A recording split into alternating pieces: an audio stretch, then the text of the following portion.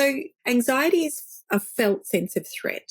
So it can happen. It's a really normal response. We don't want to get rid of anxiety. We can't. So anxiety is the thing that keeps us away from danger. But because the brain can't tell the difference between true danger and something that feels like danger, and the things that'll feel like danger to the brain, they're usually relational. So anything that comes with any risk at all of humiliation, judgment, failure, school's full of them. Even if it's not likely to happen, the brain doesn't care. It's a just-in-case machine. Welcome to the ADHD Families Podcast. I'm your host, Sharon Collin, an award-winning credentialed ADHD coach and consultant and mama and wife to a very ADHD family. I am seriously obsessed with making life easier for people with ADHD and those that support them.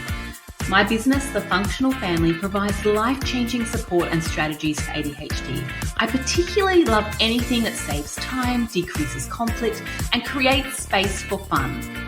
Do you want a life with your beautiful family that is more functional, fun, and full of joy?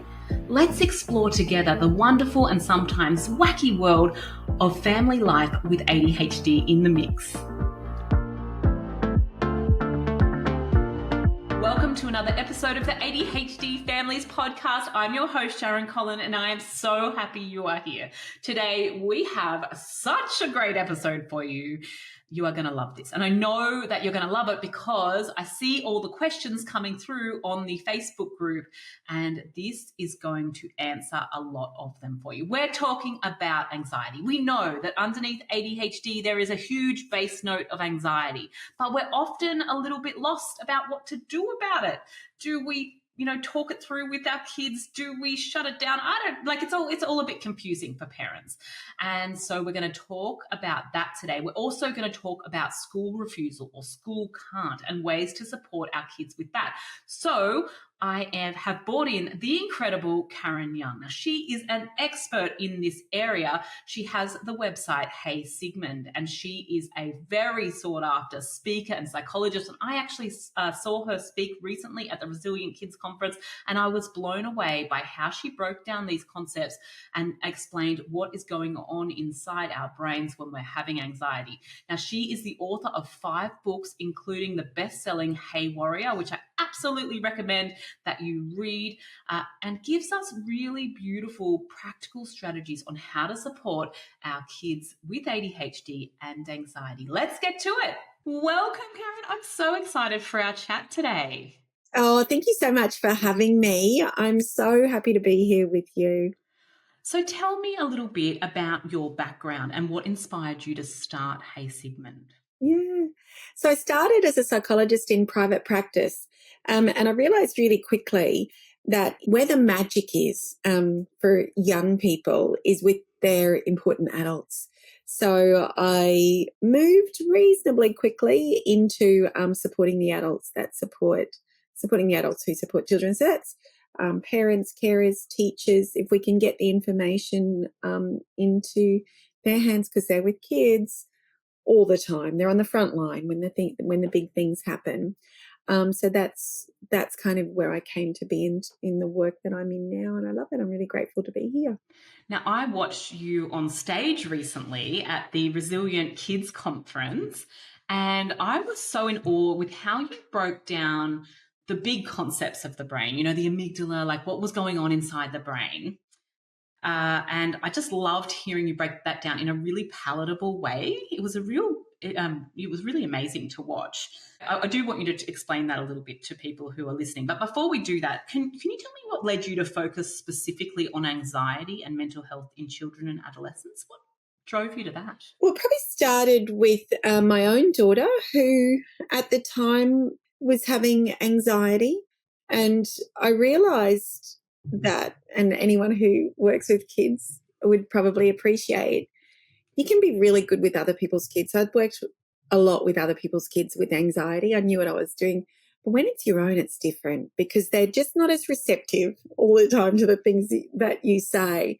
So it really spoke to me, the helplessness that we feel as parents. I knew this stuff. I did this work, and I felt an incredible sense of helplessness.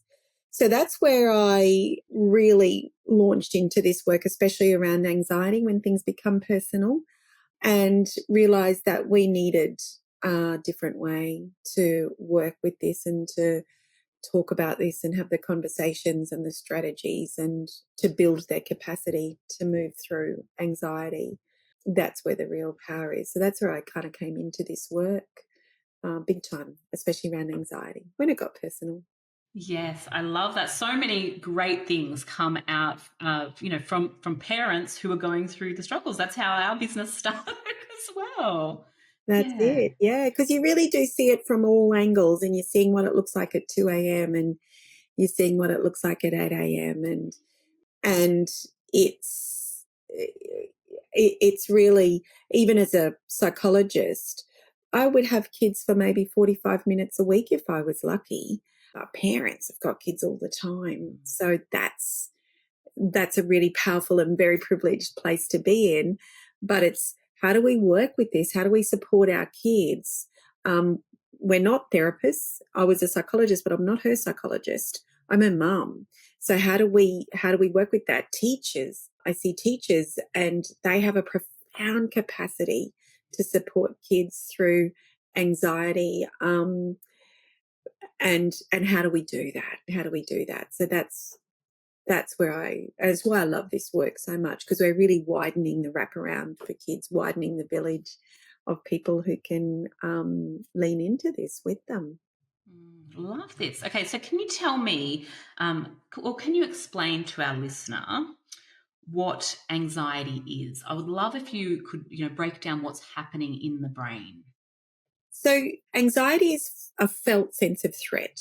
So it can happen. It's a really normal response. We don't want to get rid of anxiety. We can't. So anxiety is the thing that keeps us away from danger.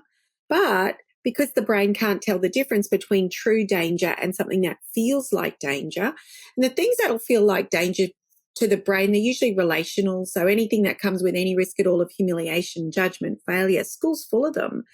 Even if it's not likely to happen, the brain doesn't care. It's a just in case machine. So that all counts as threat to a beautiful brain that is doing exactly what brain's meant to do, which is look after us.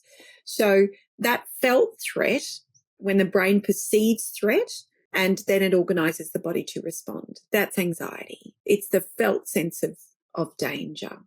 And this is why we have to say, one of the really important things around understanding this is the exact feeling that happens when we're in actual danger. The response from the brain is exactly the same as it is when we're doing something that will potentially bring those felt psychological threats. Anytime we do something brave, new, hard, something important to us, it's going to be full of those things that are going to be read by the brain as threat. We might stuff it up. We might miss out on something. We might be rejected, humiliated. Probably not.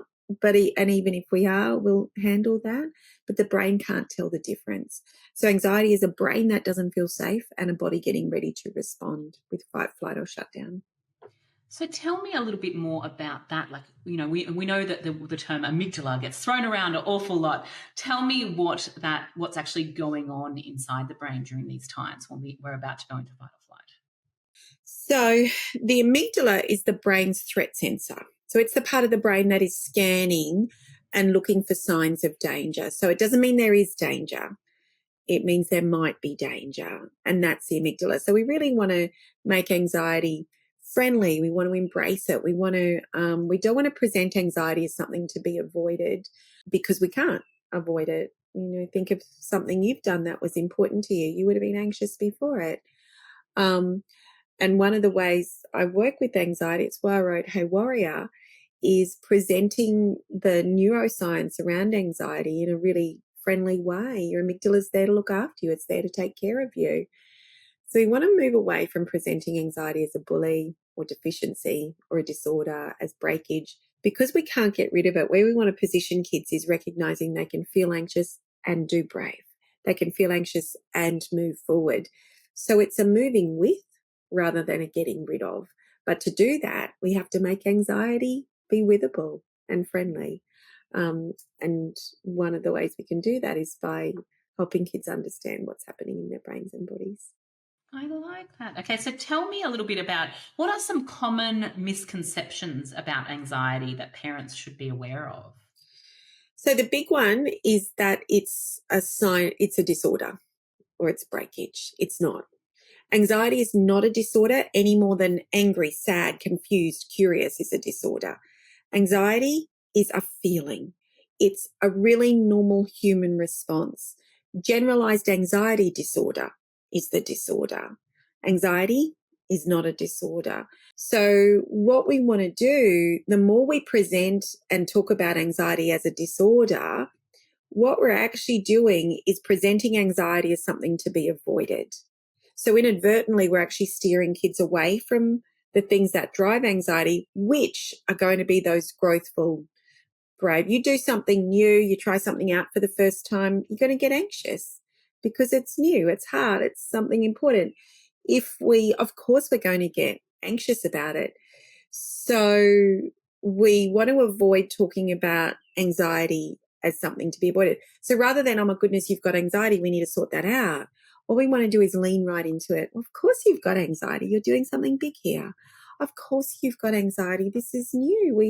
You've been on a break from school. We haven't been there for all. Of course you're going to feel anxious about it and really welcome it in. So that's what we want to, that's probably one of the biggest things we want to avoid. Leaning into it rather than, like, I don't know about you, but like in my generation when we were young, we're like, oh, just get over it. Like, oh, you'll be right. You'll be right. Like, Yeah, we don't need to get over it. We don't need to get over it because there's nothing to get over there. We're not broken. It's a really normal thing that we feel and it's okay to feel it. So I've got a little example now. So we know that the ADHD brain is a fast brain and it often is a very, very anxious brain. And sometimes we get stuck in these kind of obsessive thought loops, right? So whether they, they're essentially anxiety, but they loop constantly. And our kids will come to us saying something like, like my brain is telling me that I need to put my hand in the fire, and like they, or something like that. Like that's a pretty extreme example, but it does happen, and it just loops and loops and loops. What can we do to calm that situation and respond to that anxiety, like whilst really honouring that and leaning into it? So our job as parents isn't to remove the discomfort of anxiety. Our job is to give kids the experiences they need to recognize they can handle that discomfort. So one of the mistakes we can make as parents is over reassurance. Oh no, but you'll be okay. Oh no, but we keep fixing them. We keep trying to talk them out of the anxiety. We keep trying to reassure them. The problem with that, and every loving parent will do that. There's a big drive to do that. But the problem with that is every time we do that, what we're actually confirming is the only way you can feel safe is when I'm reassuring you or when I'm telling you this thing. So what we want to do is steer them to their own internal resources. We might say, yeah, I can see that you've got this, your brain keeps telling you this stuff, right? I know you know the answer because I've put them there. Do you remember what we talked about? And then just go back to it. And that might be the line. Because the more you answer, it's not going to stop them. First of all, there's nothing you can say that they don't already know because you've probably already said it lots. Wait till they've made their emotional point. So let them talk, let them do what they need to do. Once they've made the emotional point, then you say, so it sounds like you're really worried that. Feed it back to them. Yeah, that's big, right? Make valid their feelings. I'm not surprised you feel anxious about that. If I would feel anxious if I was thinking that, that makes so much sense to me. Make valid their feelings. Doesn't mean you agree with it. What we're saying is, I get it. Of course you're going to feel like this. You're not broken. There's nothing wrong with you. And then we can either just leave it or we might say something like, well, here's what I think. I think this. So you're not talking them out of it. You're making space for it. Then you are coming in with strength. I know you're going to be okay in this. And it depends on what the situation is. Then when they keep coming, you say, I know this is big, my darling. I get it. Do you remember what we talked about? I know the answers are in you. You don't need to keep talking because you've already put the answers there. And the more we talk, the more the brain hears that the only way I can feel safe is when you're doing this. So they're not steering to their own internal resources. That's what we want them to do. that discomfort is okay. It's absolutely okay, because what's going to happen is they will get to the end of that and realize, okay, I survived that one. Tomorrow it might be worse and I can survive it. But they're not going to get that if we keep being the one to fix it for them. So be there with a loving, strong presence so they don't feel alone in it. That's the important thing. And steer them to their own internal answers. Doesn't mean they're going to find them straight away. It's a process. And you know that we get stuck in loops. We all get stuck in loops. And having someone try and talk us out of that loop never helps. It never helps. It feels like it's something they're saying because they can't handle our discomfort. What we're looking for is to send the message, which is, I can handle your anxiety. I don't need to jump you out of this right now, because I can be, even if inside we can't handle it, and it gets really distressing. On the outside, the message we want to send is, I can handle all of your anxiety. I don't need to change you. I don't need to fix you. You're not broken. We'll get through this together. One of my GPs once said to me when I was talking to him about, my kid's anxiety, he's like, anxiety is so, variable in the way that, it doesn't necessarily make sense for other people to understand it. So like we can think, that person might not have anxiety, like they don't have anything to worry about. Like we discount what their journey is. But he said, he goes, I have old ladies that have severe anxiety about going to the letterbox. They feel like they might fall, they might, he said, whereas we do that every day without even thinking about it. So it's so, personal to that person, what they're worried about and what they have anxiety about. The thing is, we don't always know where the anxiety is coming from, because we don't always know what has upset the amygdala. It could be something that happened 3 years ago that it's remembering. It could be a smell that reminds it of something really emotional that happened 10 years ago. We don't always know. So trying to get to the bottom of the anxiety is sometimes a really futile task, because it could be that the example I often give is, if when a child was really young, they went into the doctor's surgery was full of lavender, because lavender is meant to be calming for the brain. But then this little one got a jab, a needle. The amygdala will grab every sensory part of that experience, what I felt, what I heard, what I smelt, what I tasted, what I saw, and lock it into, and it's not safe. So then it might be 6 or 7 years later, that child is walking into school and the garden's full of lavender. The smell will hit the amygdala. The amygdala will go, wait, that smell, that reminds me of the time that I got hurt. I'm pretty sure I'm about to be hurt. And it will run a full fight-flight response. It looks like school anxiety, and it will end up that way. But if we could ask the amygdala would go, school, I don't even know what school is. No, it's that smell of lavender that I don't like. So we don't need to always get to the bottom of it. It could be something they heard in the news, something that's happening to someone else. It happens below awareness. We're not always aware of it. If we had a car accident at a point that a song was playing, we might not remember the song that was playing at the time, but our brain will remember everything. So it happens below awareness. Then we hear that song and we just get this uneasy feeling inside. So we don't always know it's why we might look at someone, they might remind us of something, and we just get a bit of a jarring smells to it. So one of the things I say is, we don't want to chase too hard with the cause. Be curious. I wonder if you know where this is coming from. But if we chase too hard, that can actually drive anxiety about the anxiety. Are you being bullied? Are you worried about school? Is it your friends? What is it? What can happen in them is they can say, well, I don't know where this feeling's coming from. You're the adult. You're meant to be okay with this stuff, but I'm getting a sense you're not okay with this. So maybe I'm in a bit of trouble here.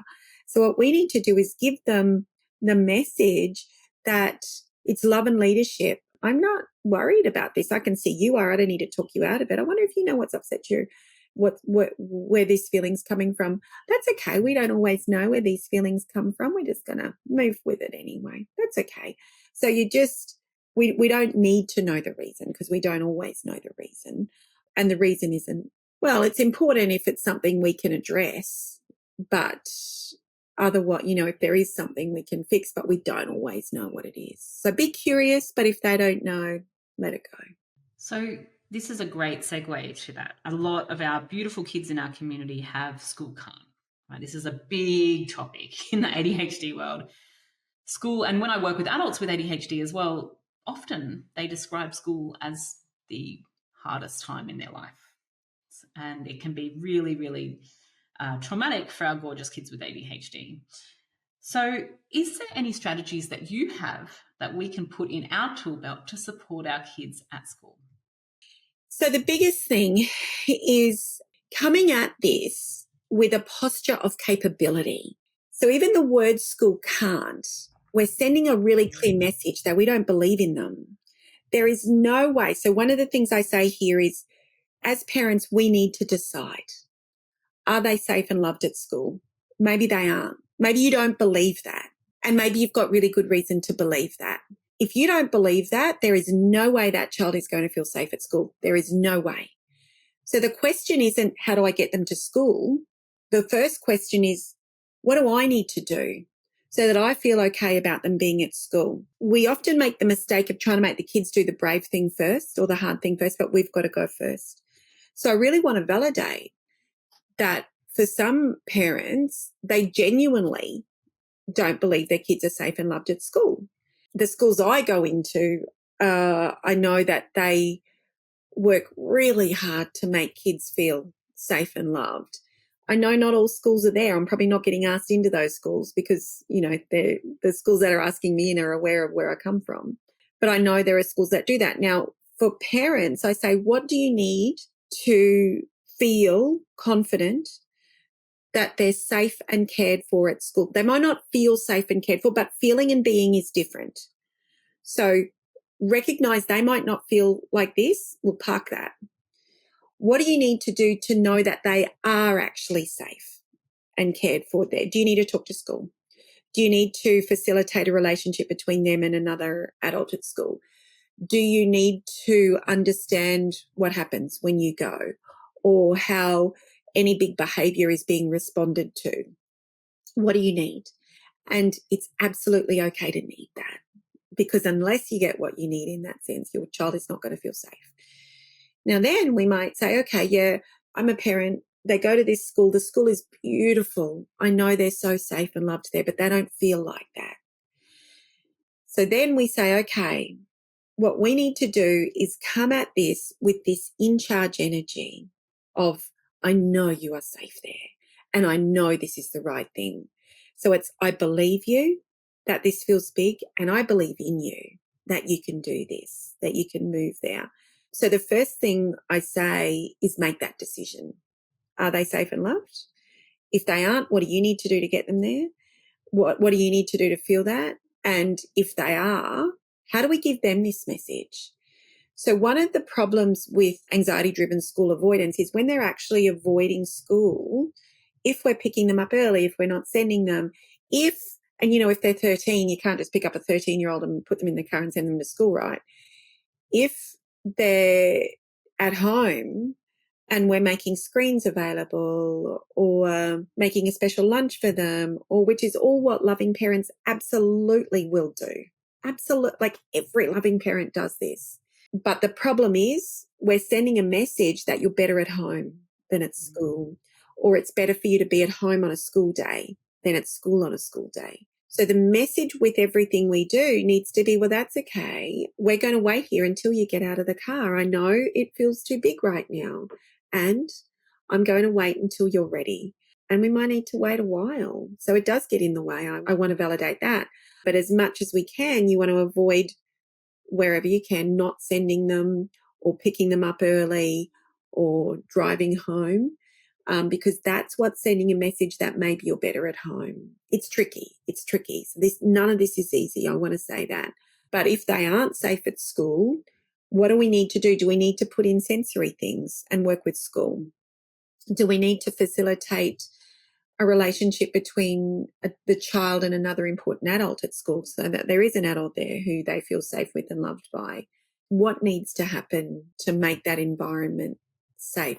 So it's environmental and relational. As long as the environment is safe enough, they've got that relational safety there. They might not feel it, but if it's there, then with everything we can, we need to move them forward and avoid, pulling them back from that. There will be really big distress. But what I also want to say to parents is the distress won't hurt them. It's feeling alone in distress that hurts kids. So that's why I say setting up that relational safety is really important, and making sure there is another adult there who can receive them, who we can deliver them to, consistent, predictable, every day.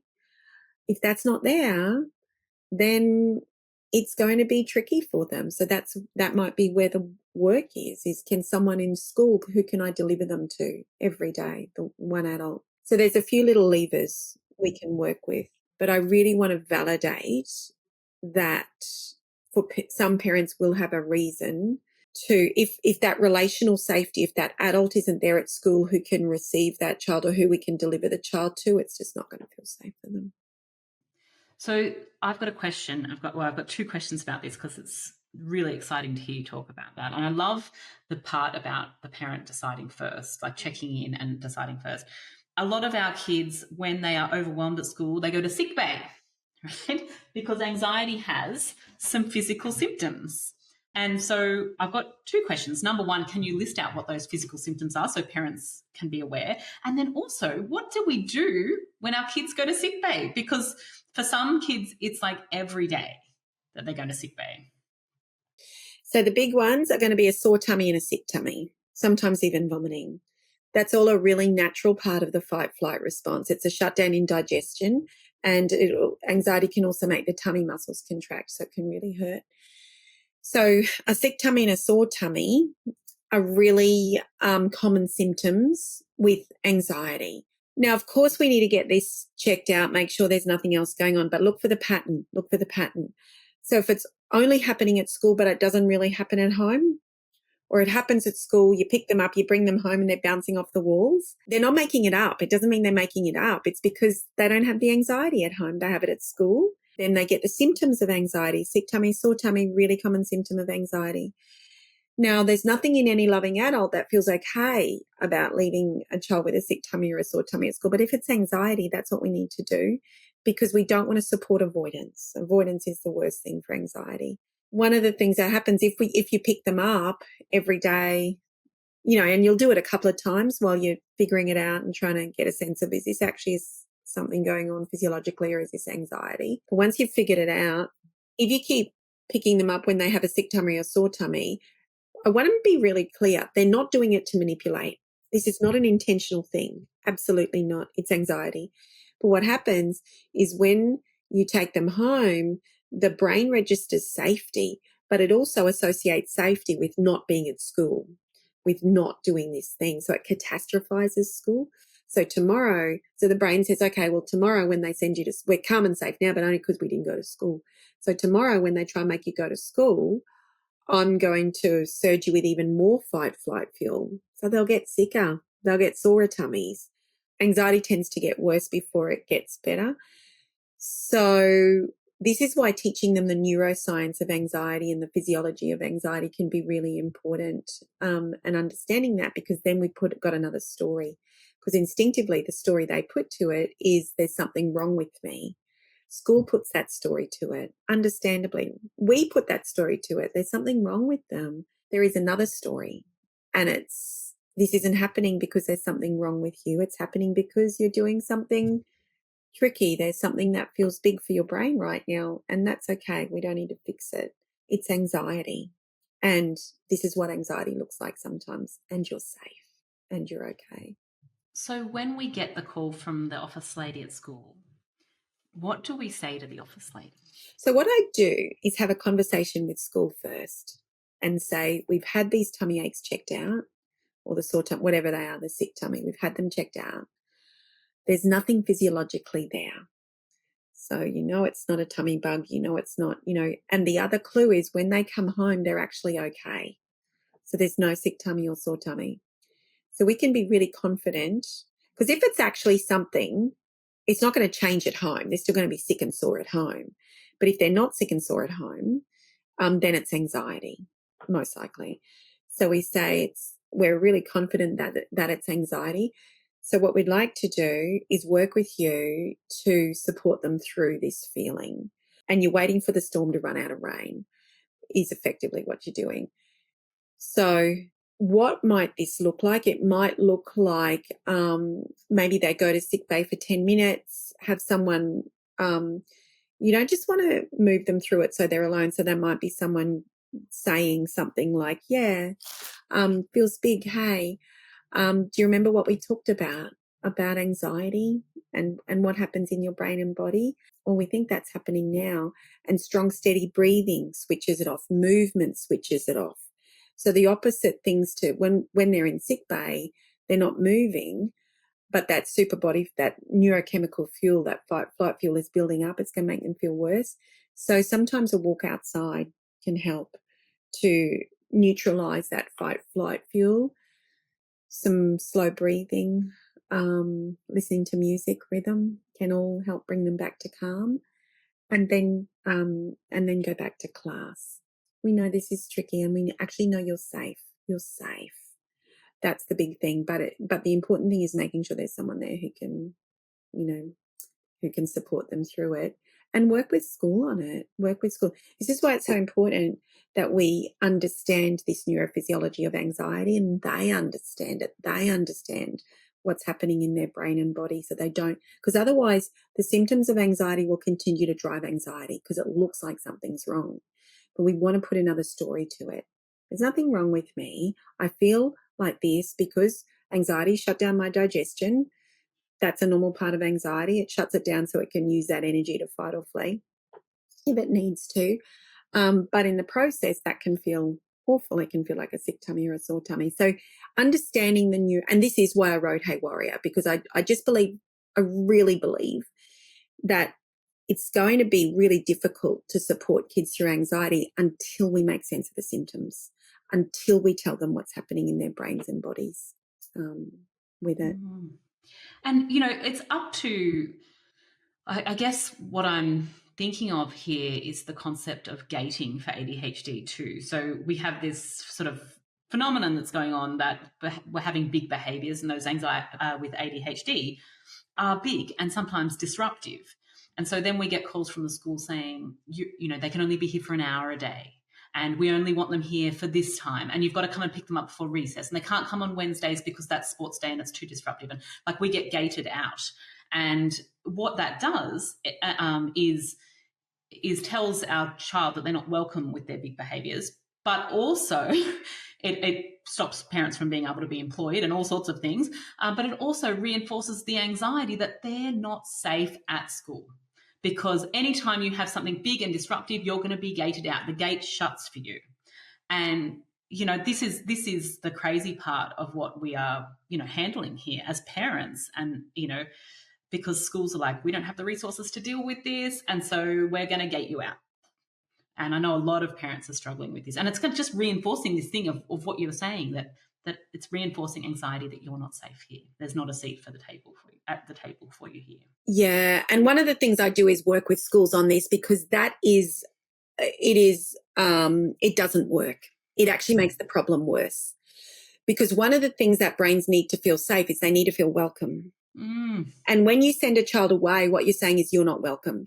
So they will put a lid on it as much as they can. But what you've got now is a child that doesn't feel welcome, that is there going, I really don't want to go into my big behavior, but what if I do? And what if they keep me? And so their anxiety is rising, rising, rising. There is no child does this because they want to. There is no such thing as willful bad behavior. So this is where I go to, rather than asking the child to do something different, we have to look at the adults in the room and go, okay, what can you do to help lead this child out of this situation, rather than sending the child away and have them, responsible for putting a lid on it. They can't. The reason they go into big behavior is because when the amygdala charges up, when there's felt threat, it's the most impulsive part of the brain. It only cares about the next 15 seconds. So you can have all the consequences you want. And this is why schools go, but how are we going to teach them? Because if they don't feel bad, they can't, it doesn't work, because in that moment, the amygdala doesn't care about consequences. It only cares about the next 15 seconds. These kids don't want to be doing this. Now, the schools I work with, they're on top of this. They recognize it. and there's other things we can do. So I know sometimes schools have to and the priority of school is making sure that everybody's bodies are safe, but there's ways to do that. And if a child does need a break, it has to be presented as, school's big today. What we want you to do is we want you to have a break. We miss you so much when you're not here. We can't wait to have you back tomorrow, rather than you've got to go away, and when you're more convenient and acceptable, then you can come back in. Even as adults, you know what we do? We go, I actually don't want to be around you, because that's awful. That is awful. And we talk about, making things relationally safe between peers. We've got to make things relationally safe between the grown-ups and the kids as well. There is a way to do it. And I also want to acknowledge, for any teachers listening, teachers have their hands full. We ask way too much of our teachers. We really do. And our schools, we really are. And they're dealing with so many things. But what we want to do is hold the boundary, but add the relationship. Hold the boundary, add the love, add the warmth.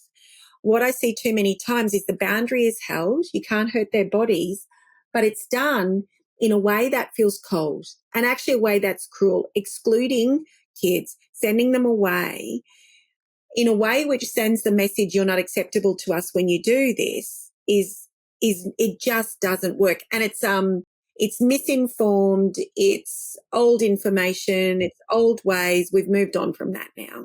We know that doesn't work that way, and it just makes things worse.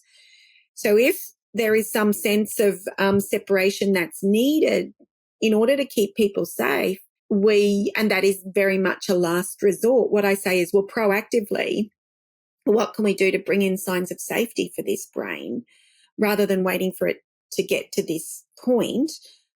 Are there signs of safety we can bring in? Are there signs of danger? So you look at the whole thing, and is there a way we can proactively get to this? Well, I'll tell you now, if a child is coming in to school and they've been sent home yesterday or last week, you got a brain that's about to go, because they know that. You imagine going into work when you've been sent away from work because you're not acceptable. You're going to come in here and you're going to be putting a lid on it. Now, we have brains that can actually self-regulate. They don't. Kids don't. So the very thing, they're scared of going big again. They don't want to go big. They don't want to be known as the naughty kid. They don't want to be sent away. And the anxiety around that is actually going to peak them. So the very thing we're trying to do, we're actually feeding it. We're fueling it. So for sure, schools have to keep everybody safe, but we add warmth to that. We really want you here. We really do, buddy. How about you have a little break? Because it's big, right? It gets big. You're doing some big stuff today, mate. And then we want you back. We can't wait to see you tomorrow. We want you back. Are you okay if I give Mum a call this afternoon just to check on how you're doing? Because we miss you when you're not here. That's the posture we want to take. Then you've got a child who's coming to school feeling welcome, feeling like they belong, and feeling safe enough. That's where we want to get to. I love that. What you're saying there is it's repairable, right? So we had a situation with my little guy this year where the teacher said to me in front of him, which I wasn't impressed about, he's the most difficult to handle in the class, right? And so because she said that in front of him, I watched his little head drop, right? And then he had nothing to lose from that point. So every time he was in that class, he was his worst self in terms of behavior, when I know he can do so much more. And so what we did is we had a meeting. We talked about relationship repair. Luckily, the teacher is very on board with that. And we've just lowered demands and created lots of opportunity for connection and rewarding, giving him extra jobs, making him feel really special.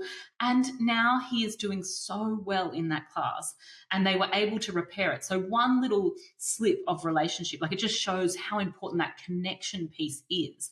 One little slip could have had the ability to make this a horrid year, and it really could have been. But they were able to work through it and repair, which I'm super proud of. But it wouldn't have happened had we not had that meeting and gone in there and talked about what he needed to succeed. And this is where I loop back to, if you don't believe they're safe and loved, they have to be the loved as well, the relational safety. What needs to happen to do it? So teachers are human, right? And I want to say, I love teachers. They do so much, and they're such an important part of our village.